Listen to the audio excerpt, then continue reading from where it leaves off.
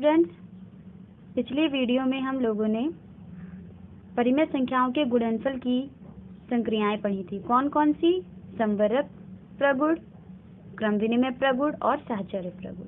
तो आपको उन्हीं प्रगुण, और तीनों ही प्रगुण क्या थे? तीनों ही प्रगुण गुणा की संक्रिया को संतुष्ट करते थे, यानी कि तीनों ही कंडीशंस गुणा में फॉलो होती हैं, गुणनफल में फॉलो होती हैं। तो हम क्या करेंगे, ये जो सत्य असत्य है हम डायरेक्ट देख कर ही बता सकते हैं कि सत्य है या असत्य। पहला आ जाइए, पहला वाला आपका है दो संख्याओं का गुणनफल दे रखा है, बीच में बराबर, फिर दो संख्याओं का गुणनफल। तो हमें, और वो दोनों संख्याएं सेम लिखी हुई है, तो ये कौन से नियम का पालन कर रही है? क्रम विनिमय। क्यों? क्योंकि संख्याएं वही है, बस क्रम उलट दिया गया। और हमें पता है कि गुणनफल जो होता है, किन्हीं दो परिमेय संख्याओं का गुणनफल क्रम विनिमय नियम का पालन करती है, इसलिए पहला वाला क्या हो जाएगा? सत्य। इनका गुणनफल हमेशा क्या होगा? बराबर। दूसरा देख लीजिए, दूसरा है कितनी परिमेय संख्याएं? तीन। जैसे ही तीन परिमेय संख्याएं देखें आप, आपके तुरंत माइंड में आ जाने चाहिए साहचर्य नियम है। तो ये और संख्याएं भी वही है सेम, तो ये साहचर्य नियम है, और गुणा में हमें पता है कि साहचर्य नियम का पालन करती है, इसलिए ये भी क्या हो जाएगा? सत्य। तीसरा देखिए, लिखा है 3/4 और -5/7 का गुणनफल परिमेय संख्या नहीं है। गलत। पहला जो हमारा नियम था संवरक प्रगुण, वही ये है कि किन्हीं दो संख्याओं का गुणनफल भी एक परिमेय संख्या होती है, लेकिन यहाँ पे लिखा है नहीं है, तो ये तो भाई गलत बात है। तो यहाँ पे क्या हो जाएगा? ये असत्य। अगला देखिए, यहाँ पे इस साइड में तीन संख्याएं दे रखी हैं और इस साइड में कितनी संख्या दे रखी है? 4। जबकि साहचर्य नियम कहता है कि इस साइड में भी 3 अंक हो, उस संख्याएं हो, और इस साइड में भी कितनी संख्याएं हो? 3। अब हम इनमें जरा ध्यान से देखते हैं कि ये जो इक्वेशन है वो कैसी है।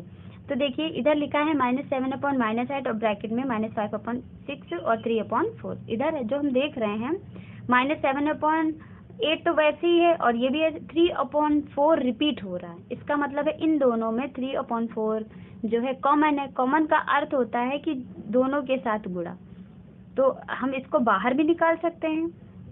तो यहाँ पे जब हम -3/4 को बाहर निकालेंगे तो यहाँ बचेगा ये, और प्लस इधर -5/6, और यहाँ पे आपका 3/4 हमने दोनों में से बाहर निकाल लिया। तो अब देखिए, क्या ये और ये बराबर हैं?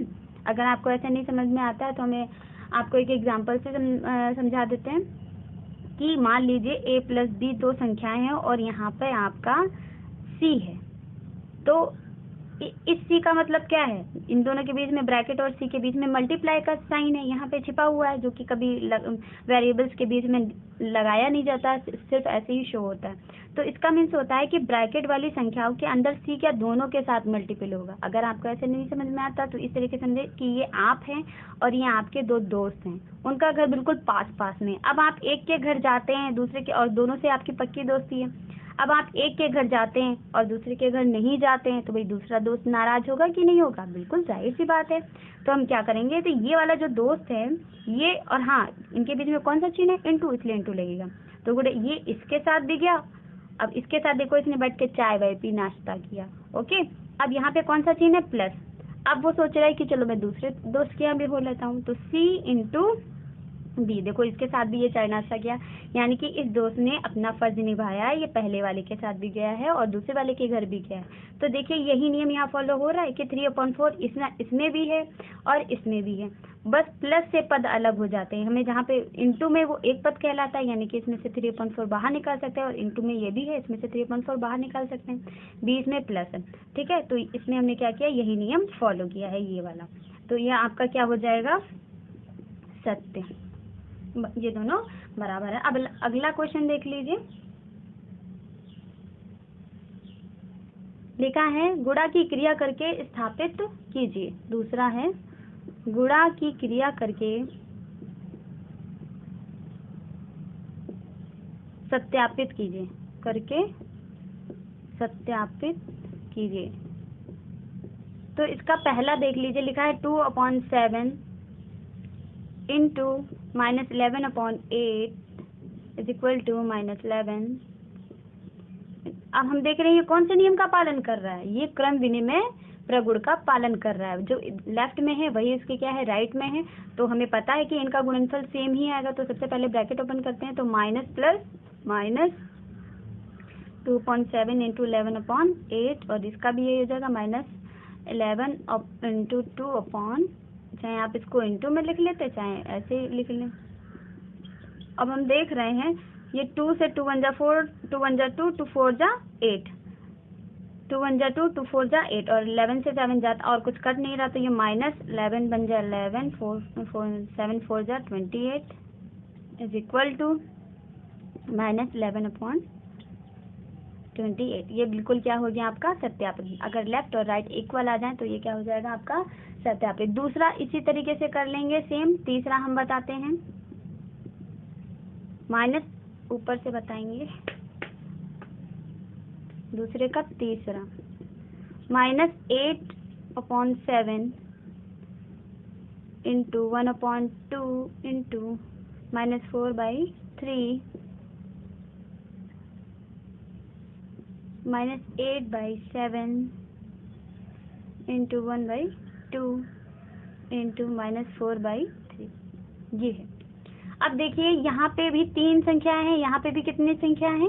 3 संख्या है। सबसे पहले हम बड़े ब्रैकेट के अंदर हल करेंगे जब तक कि वो एक परिमेय संख्या नहीं बन जाती, फिर उसके बाद बाहर वाली से। और इसमें भी हम यही प्रोसेस करेंगे, पहले इसको सॉल्व करेंगे तो -8/7 इंटू ये माइनस प्लस माइनस। ऐसा कब करते हैं? जब इनके बीच में गुणे का चिन्ह हो। और लासा में क्या करते हैं? अगर इसके बीच में प्लस होता तो इसकी गुणा आगे वाले से नहीं करते, उसकी गुणा इससे करते, ठीक है। लेकिन यहाँ पे इंटू का है इसलिए माइनस की गुणा दूसरी वाली संख्या के चिन्ह से होगी। तो ये प्लस है तो माइनस, और हमारा क्या आ जाएगा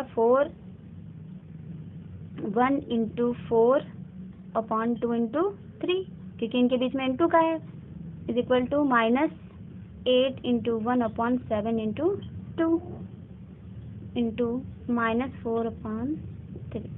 हम देख रहे हैं यहाँ से 2 1 जा 2, 2 2 जा 4, 2 टाइम्स में कट रहा है, 2 4 यहाँ पे 4 टाइम्स में कट रहा है, तो -8 7 और माइनस इंटू -2 1 जा 2 और 3 1 जा 3 is equal to -4/7 into -4/3।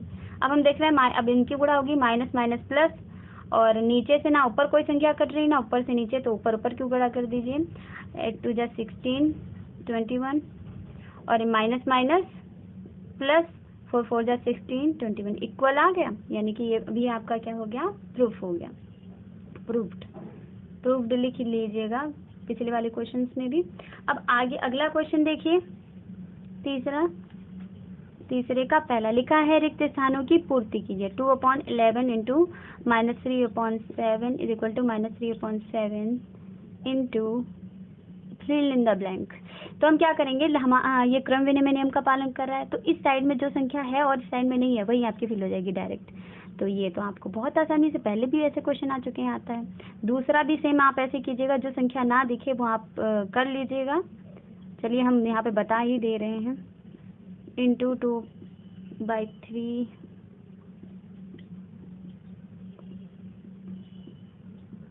-11/3 into,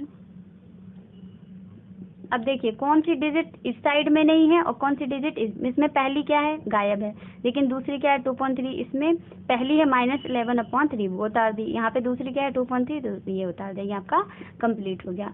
तीसरा वाला वैसा ही है जैसा हमने पहले का चौथा बताया था, तो देख लीजिए। -5/7 into dot plus -4/7 is equal to -5/7 into 2.5 plus, और फिल इन द ब्लैंक्स। अब देखिए इधर 1 2 3 ओनली 3 का ऑप्शन है, और इधर है आपका 1 2 3 4 का ऑप्शन है। इसका मतलब है किसी एक डिजिट से मल्टीप्लाई हुआ है।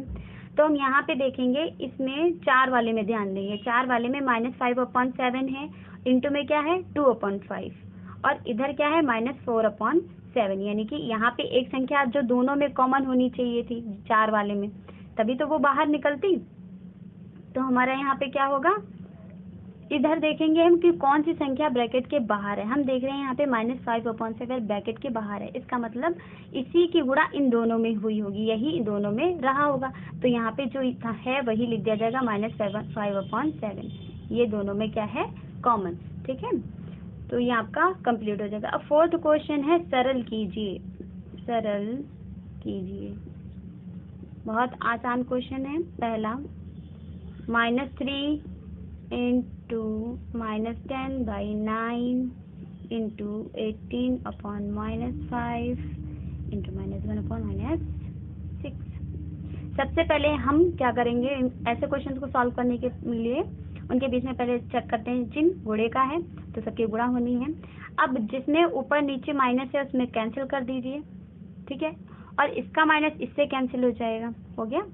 अब आप ब्रैकेट ओपन कर लीजिए, -3 इंटू 10/9 इंटू 18/5 इंटू 1/6। हम जानते हैं 6 से 18 पूरा पूरा कैंसिल होता है कितने बार में, 3 टाइम्स में, और 5 से 10 2 टाइम्स में, और 3 1 जा 3, 3 3 जा 9। तो हमारा अंश में क्या बचा, -1 इंटू 2 इंटू 3 और इंटू लास्ट वाला 1, और बट्टे में 3 इंटू 1। हम देख रहे हैं ये 3 फिर से भी तो कैंसिल हो जाएगा, बिल्कुल कैंसिल हो जाएगा। अब 1 की 2 से मल्टीप्लाई 2 ही होगी, और -2, यही इसका क्या हो गया आंसर। दूसरा क्वेश्चन आप अपने आप करेंगे, एक्सरसाइज आपकी कंप्लीट हो गई है। अब देख लीजिए, आप कुछ अगली एक्सरसाइज 1 शुरू करने से पहले कुछ नियम हैं, उनको देख लीजिए। योग का तत्समक अवयव, और किसके अंतर्गत आता है, शून्य के प्रगुण। शून्य के कुछ नियम हैं, शून्य के प्रगुण। योग का तत्समक अवयव, अगर आपसे कोई पूछे कि योग का तत्समक अवयव क्या होता है, तब आप कहेंगे शून्य। अब आइए देख लेते हैं कैसे। अवयव, मान लीजिए आपके पास कोई संख्या है 5, और हम आपसे पूछें कि 5 में यहाँ पे क्या है, योग ना, योग मतलब जोड़ना, और हम आपसे कह दें कि 5 में कितना जोड़े कि 5 आए, तो आप कहेंगे 0, यही तो कहेंगे। तो इसमें हमने कितना जोड़ा, 0, और आया क्या, वही 5। इसका मतलब होता है कि ऐसी संख्या जिसमें हम क्या जोड़े, जिसमें हम क्या जोड़ें, क्या की बात कर रहे हैं, जिसमें हम क्या जोड़ें कि वही संख्या प्राप्त हो। तो इसमें हमने क्या जोड़ा, शून्य, तो क्या प्राप्त हुआ, वही। इसलिए योग का तत्समक अवयव क्या होता है, क्या होता है, शून्य, ठीक है। और यही नियम आपका फॉलो होता है परिमेय संख्याओं पर। तो अगर कोई पूछ दे कि परिमेय संख्याओं का योग का तत्समक अवयव क्या होता है, तो मान लो अगर यहाँ पे 5/2 लिया है और इसमें हम कितना जोड़े कि इतना ही है, तो हमें पता है किसी संख्या में अगर हम 0 जोड़ते हैं तो हमें वही संख्या प्राप्त हो जाती है। तो योग का तत्समक अवयव क्या होता है, शून्य होता है। अगर हम अगला इसका जो गुण है वो देखें, अगर हम शून्य से किसी संख्या में गुणा कर दें तो हमें क्या मिलता है, तो हमें हमेशा 0 मिलता है। अगर आप 0 की चाहे जितनी भी बड़ी संख्या हो, लाखों में हो, करोड़ों में हो, और उसके बीच में मल्टीप्लाई लगा हो, शून्य की गुणा करने को कहा हो, तो हमेशा उसका क्या होता है, मल्टीप्लाई शून्य होता है। इसलिए किसी पूर्णांक को शून्य से गुणा करने पर गुणनफल हमेशा क्या होता है, शून्य होता है। तो 2 चीजें हमने बता दी, किसी में अगर +0 किया है तो उसका आंसर वही संख्या होगी जो हमने लिखी है, और अगर किसी संख्या की हम 0 से गुणा कर रहे हैं तो आंसर सदैव क्या होगा, 0 होगा। ये हो गए आपके शून्य के प्रगुण। अगला देख लीजिए 1 के प्रगुण। 1 यानी कि जो आपके गणित का अक्षर 1 है उसके प्रगुण। उसके प्रगुण क्या होते हैं, उसमें था योग का तत्समक अवयव 0, और यहाँ पे किसका अवयव 1 है, गुणा का तत्समक अवयव 1 है। क्या है, 1। कैसे, हम अगर कहें कि आप 5 में कितने से गुणा करें कि 5 ही आए, तो आप कहेंगे 1, कहेंगे ना। तो इसमें वही संख्या लाने के लिए कितनी संख्या से गुणा हुई है, 1 से। तो गुणा का तत्समक अवयव क्या होता है, 1 होता है, हमेशा याद रखिएगा। अब आ जाते हैं परिमेय संख्याओं का योगात्मक प्रतिलोम। योगात्मक प्रतिलोम, किसी भी संख्या का योगात्मक प्रतिलोम क्या होता है, योगात्मक प्रतिलोम क्या होता है। मान लीजिए हमने कह दिया आपसे -5 का योगात्मक प्रतिलोम निकालिए, तो योगात्मक प्रतिलोम का जो ओरिजिनल मीन्स होता है वो ये होता है कि इसमें कौन सी संख्या ऐड करें कि 0 आ जाए। जो मीन्स है सिंपल लाइन में हम बाद में बताएंगे। तो इसमें कितनी संख्या ऐड करें, तो हमें पता है -5 है, अगर -5 में हम +5 कर देंगे तो कितना हो जाएगा, 0। तो कितनी संख्या ऐड की हमने, +5। ठीक है। तो अगर किसी संख्या का योगात्मक प्रतिलोम पूछे तो उसका बस आपको क्या कर देना है, चिन्ह विपरीत कर देना। अगर प्लस है तो माइनस कर देना है, अगर माइनस है तो प्लस। जैसे आपसे कह दिया जाए कि +12/7 +12/7 का योगात्मक प्रतिलोम क्या होगा, तो आप क्या बताएंगे, क्या बताएंगे, बस इसका चिन्ह बदल देंगे, क्या बताएंगे, -12/7। अगर यहीं पे होता है कि -12/7 का योगात्मक प्रतिलोम तो आप क्या करते हैं, +12/7। ओके। अब आ जाते हैं, अगर पूछे कि शून्य का योगात्मक प्रतिलोम क्या होता है, तो शून्य का योगात्मक प्रतिलोम नहीं होता है, क्योंकि शून्य उसमें कोई ना तो प्लस चिन्ह काम करता है ना ये माइनस चिन्ह काम करता है, इसलिए योगात्मक प्रतिलोम का शून्य का योगात्मक प्रतिलोम नहीं होता है। अब आ जाइए गुणात्मक प्रतिलोम। गुणात्मक प्रतिलोम, गुणात्मक प्रतिलोम का मीन्स है कि हम उस संख्या में, जैसे आपने ले लिया -2 में हम किससे मल्टीप्लाई करें कि 1 आए। गुणा का तत्समक अवयव 1 होता है ना, इस वजह से हमें 1 लाना होता है।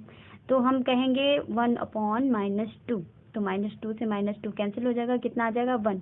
तो कुल मिला के इस संख्या का ये जो गुणात्मक प्रतिलोम निकला वो क्या निकला, -1/2। तो जो भी हमारा, अगर सरल शब्दों में कहें, किसी संख्या का अगर गुणात्मक प्रतिलोम पूछे तो जो भी संख्या आपको दे रखी हो बस उसको, उसका अंश और हर आप बदल दें, यानी कि उस संख्या को पलट दें। तो अगर इसमें हम कहें हर कितना है, 1, तो आप इसका गुणात्मक प्रतिलोम क्या बताएंगे, गुणात्मक प्रतिलोम क्या बताएंगे, 1/-2। अगर यही हो जाता कि 5/4 का गुणात्मक प्रतिलोम बताइए तो सेम यही संख्या, तो आप क्या बताते हैं, 4/5। बस इस संख्या को आपको क्या कर देना है, पलट देना है।